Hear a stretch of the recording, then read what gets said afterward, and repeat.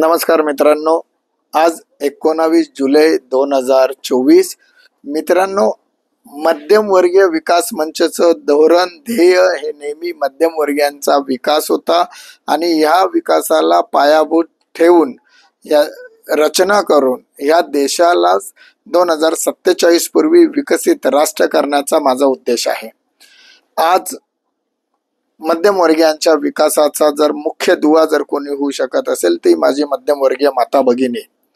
हिला फक्त लाडकी बहीण योजनेमध्ये 1500 रुपये मिळावे एवढंच नाहीये, तर त्या महिलेला अर्थसहाय्य देऊन तिला उद्योग वर्धिनी करण्यासाठी सेंट्रल गव्हर्नमेंटनी एक चांगली योजना, सोपी योजना आणावी अशी ही मागणी मी आजच्या बजेटमध्ये आपल्या सगळ्यांच्या वतीने करतोय. आज इथंच थांबतो. स्वाभिमानाने बोलूया. मी मध्यमवर्गीय. नमस्कार. जय हिंद. जय महाराष्ट्र.